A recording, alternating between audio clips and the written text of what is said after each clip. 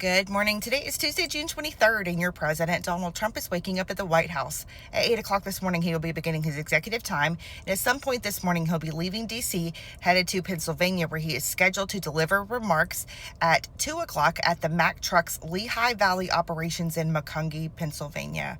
I hope I said that right if you live in Macungie. If not, my apologies. Around the Twitter sphere, a second ransom note in the abduction of 84-year-old Nancy Guthrie indicates that she has died. A federal source tells Fox News. The chilling message claims the missing grandmother was buried with nature. C3 is sharing some nationwide court injunctions totals based on the year of presidency. So 4 years of President Carter, he had 2. 8 years of President Reagan, he had 12. 4 years of Daddy Bush, he had 6.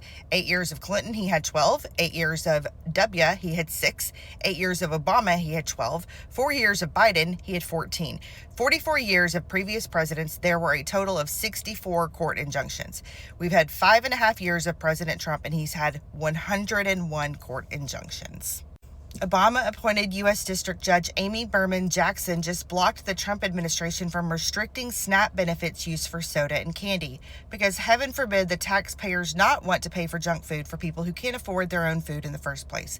Not to mention the fact that this is going to increase obesity rates, which we'll end up paying for in the long run. Love this so much. Another Biden-appointed judge, Sparkle Suknanen, who was born in Trinidad and Tobago, just blocked the Trump administration from using a Social Security database system to verify voter eligibility. So we have a foreign-born judge telling us, as American citizens, that our government can't secure our own elections using a database that we already control.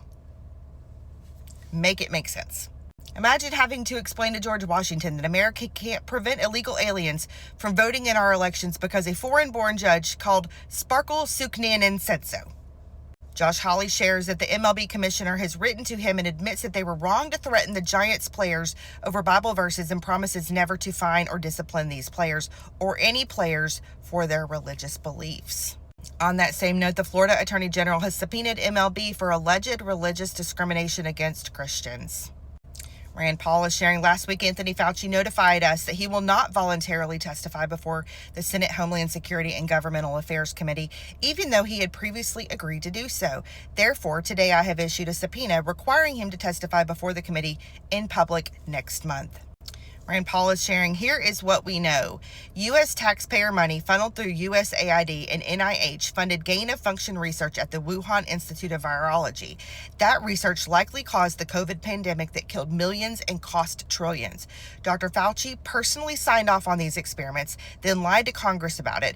Biden tried to protect him with a last-minute pardon. That's the very definition of a cover-up. Caroline Leavitt reveals the arrests have increased to 6 at the reflecting pool after another leftist vandal and Democrat donor showed up. They're vandalizing and desecrating our monuments. We're not only going to hold them accountable, but fix the pool and make it beautiful. They now have 17 police reports and 6 arrests at the reflecting pool. Idaho says enough. Convicted child rapists will now face execution by firing squad starting July 1, 2026. Real justice for the most evil crimes against our kids. Sophie Roski pleaded guilty to attempting to assassinate Supreme Court Justice Brett Kavanaugh and was sentenced to 8 years in October 2025. The Justice Department will appeal her sentence in an effort to keep her behind bars much longer. Her? That's not her. That's it for me for today. Y'all take care. Have a great day, and I will see you tomorrow.